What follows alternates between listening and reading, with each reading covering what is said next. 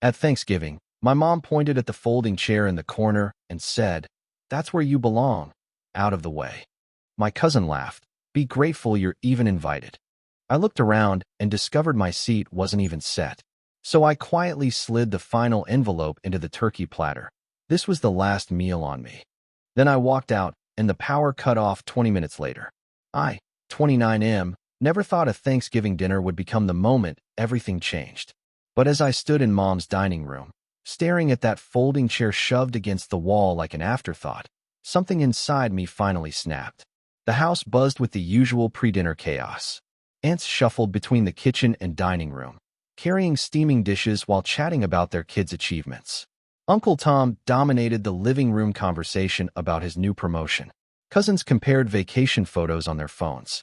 And there I was, holding a bottle of wine I'd brought, watching everyone settle into the mahogany dining set that had been in our family for 3 generations. Mom gestured toward that metal folding chair with the torn vinyl seat and told me that's where I belonged, out of the way. My cousin Sarah, perched comfortably in what used to be my childhood seat, laughed and said I should be grateful I was even invited. The words hit differently this time. Maybe because this was the 10th Thanksgiving in a row where I'd been treated like an unwelcome guest in my own family. I walked closer to the table, scanning the place settings.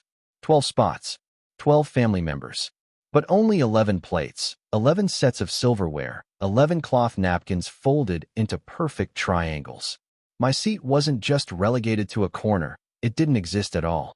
Mom noticed me counting and shrugged, saying she'd grab me a paper plate from the kitchen. A paper plate. While everyone else ate off the good china that I'd helped wash by hand every holiday since I was 8 years old. This wasn't new.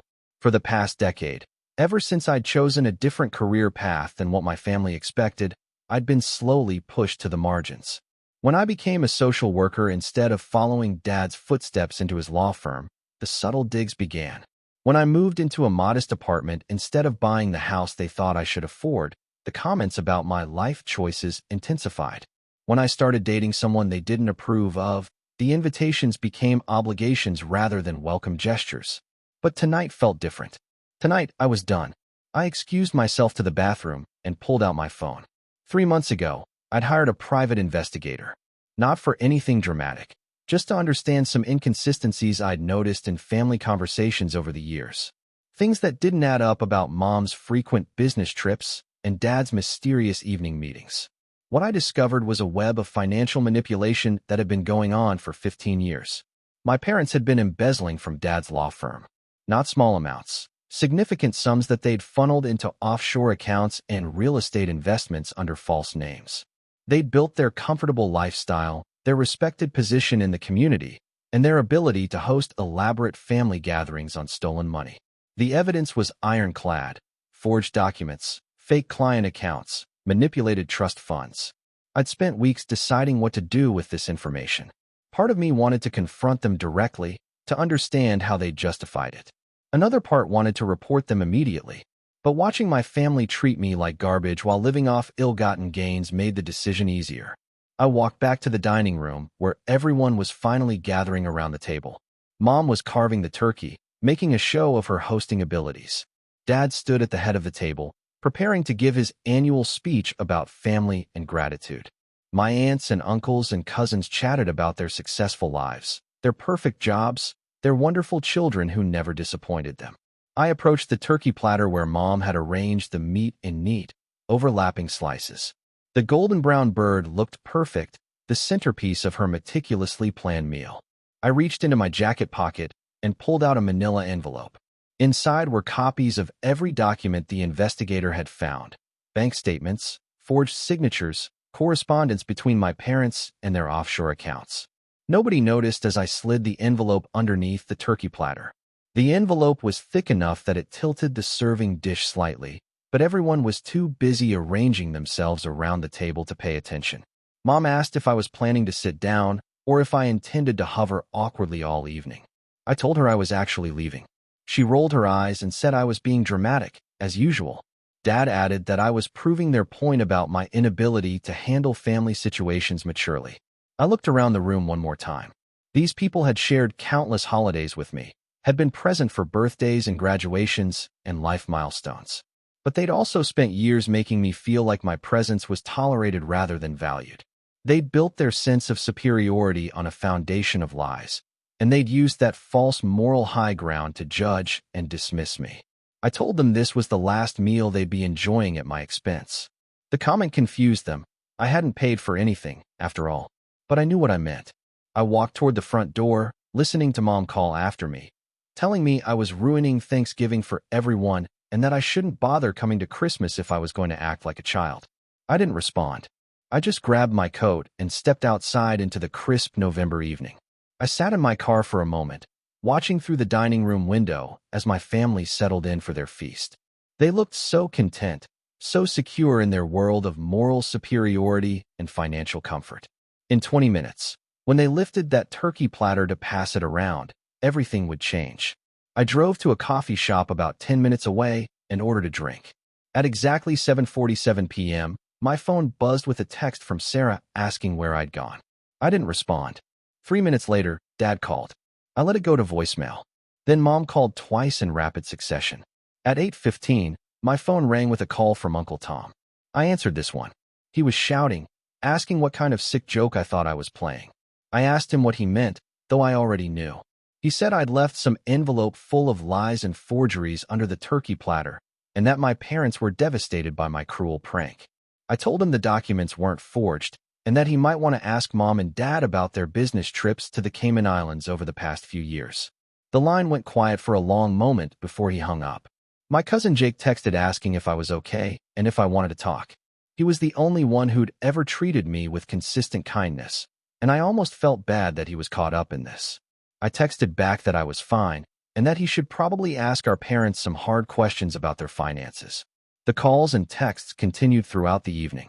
Some family members were angry, accusing me of fabricating evidence to hurt people who'd only ever tried to help me. Others sounded confused and hurt, asking why I'd chosen to destroy Thanksgiving with such serious accusations.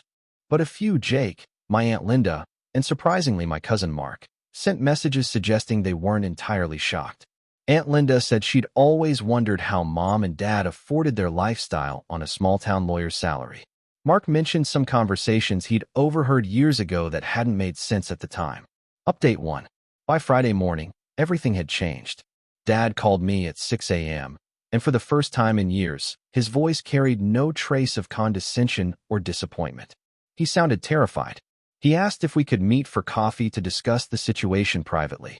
I agreed, curious about what kind of explanation they'd constructed overnight. We met at a diner across town, away from their usual social circles. Dad looked like he'd aged 5 years in 12 hours. He asked where I'd gotten those documents and whether I understood what kind of damage I was trying to cause. I told him I understood exactly what kind of damage, the same damage they'd caused to their clients' trust funds and their firm's reputation. I explained that I'd suspected something was wrong for months based on inconsistencies in their stories, and that hiring an investigator had simply confirmed my instincts.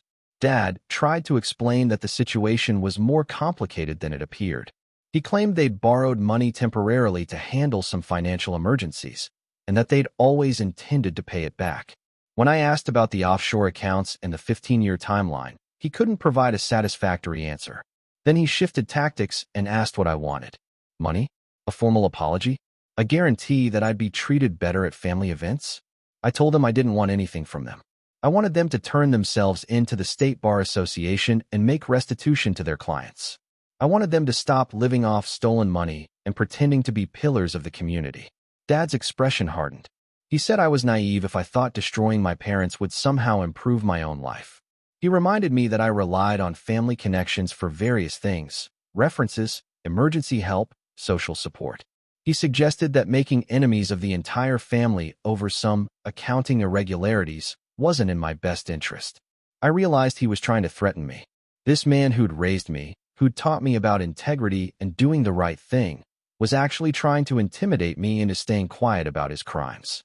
I stood up to leave and told him he had 48 hours to report himself, or I'd submit the evidence to the authorities myself. He called after me, saying I was making the biggest mistake of my life. Update 2. Saturday brought a family meeting that I wasn't invited to attend. Jake texted me updates throughout the afternoon. Apparently, The entire extended family had gathered at Mom and Dad's house to discuss the situation. Most of them were convinced I'd fabricated the evidence as some kind of revenge plot for being treated poorly at family gatherings. But Jake had done some digging of his own. He'd found records of several family friends who'd hired Dad for estate planning and investment advice over the years.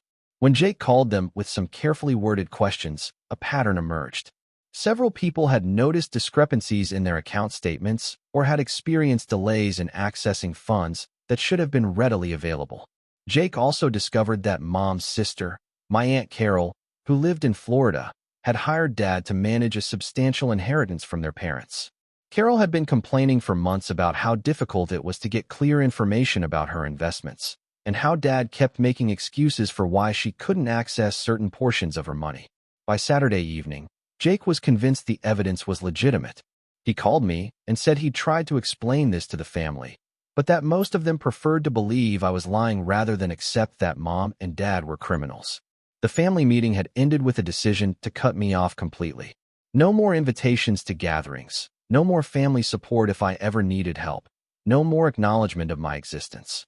Sarah had apparently led the charge, arguing that I'd crossed a line from which there was no return. Jake asked if I was prepared for this level of family rejection. I told him I'd been effectively rejected for years. Now it was just official. Sunday morning brought an unexpected call from Aunt Carol in Florida. She'd spoken with Jake, and she wanted to know more about the evidence I'd found. I drove to a FedEx store and overnight mailed her copies of everything related to her accounts. By Monday afternoon, Carol had hired her own attorney and filed a complaint with the State Bar Association. Her lawyer had reviewed the documents and confirmed that significant amounts of her inheritance had been diverted into accounts she'd never authorized. Tuesday brought a call from another of Dad's clients who'd heard about the investigation through local legal circles. This man had hired Dad to handle his disabled son's special needs trust, and he'd been growing suspicious about the account's performance. He asked if I could provide him with copies of the evidence. Within a week, 5 separate clients had filed complaints. The State Bar Association launched a formal investigation. Dad's law firm was placed under external audit. The local newspaper picked up the story, though they initially reported it as allegations under investigation rather than confirmed facts. Mom and Dad hired their own attorney, not someone from Dad's firm, but a criminal defense lawyer from the state capitol. They stopped returning calls from extended family members and canceled their regular social commitments. Update 3. The investigation moved quickly once it began. Dad's firm's financial records revealed a sophisticated scheme involving fake client accounts, forged documents, and a network of shell companies. The total amount stolen was larger than I'd even suspected, over $2 million taken from client trust funds over 15 years. Mom had been more involved than I'd realized. She'd created false identities for several offshore accounts, and had made multiple trips to banks in other states to facilitate transfers. Her business trips had actually been money laundering expeditions. 3 months after that Thanksgiving dinner, both of my parents were arrested. The charges included fraud, embezzlement, money laundering, and violation of fiduciary duty. Their bail was set high enough that they had to liquidate most of their assets to secure release. The extended family's reaction was mixed. About half finally accepted that the evidence was real and that I'd been right to expose the crimes. The other half blamed me for destroying the family and insisted I should have handled the situation privately. Sarah remained my most vocal critic. She argued that family loyalty should have trumped legal obligations and that I'd chosen to hurt innocent people, the extended family who'd now lost their respected patriarch and matriarch, in order to get revenge for poor treatment at dinner parties. But Jake became one of my strongest supporters. He said he'd always sensed something was wrong, but had been too comfortable with the status quo to investigate. He apologized for years of standing by while I was marginalized and dismissed. Aunt Linda also reached out to apologize. She admitted she'd known something wasn't right, but had convinced herself it wasn't her business. She said watching me have the courage to expose the truth had made her ashamed of her own willful blindness. The local newspaper eventually ran a full story once the criminal charges were filed. Dad's law firm lost its license and was forced to close. Several clients who'd lost money filed civil lawsuits. Mom and Dad's house went into foreclosure, and their comfortable lifestyle disappeared overnight. The trial took 18 months. Both of my parents pleaded guilty to multiple felonies in exchange for reduced sentences. Dad received 4 years in federal prison. Mom got 3 years. They were ordered to pay restitution to their victims, though the total amount exceeded what they could possibly repay. I attended the sentencing hearing. Mom and Dad both made statements expressing remorse for their actions and acknowledging the harm they'd caused to clients and family members. Neither of them looked at me during the proceedings. As I walked out of the courthouse that day, I reflected on the chain of events that had started with a folding chair and a missing place setting. My family was destroyed, my parents were going to prison, and half of my relatives would probably never speak to me again. But for the first time in years, I felt like I was exactly where I belonged. Not pushed to the margins, not treated as an afterthought, not forced to be grateful for scraps of acceptance from people who built their superiority on lies. I'd chosen truth over comfort, justice over family loyalty, and integrity over belonging. It was the loneliest Thanksgiving gift I'd ever given myself, but it was also the most honest thing I'd ever done. Sometimes the right choice is also the hardest choice. Sometimes exposing the truth means losing everything you thought you wanted. But as I drove home from that courthouse, I realized I hadn't lost anything real. I'd just stopped pretending that conditional acceptance from dishonest people was the same thing as genuine love and respect. The folding chair in the corner had been exactly where I needed to be after all. It had given me the perfect vantage point to see my family clearly for the first time in years.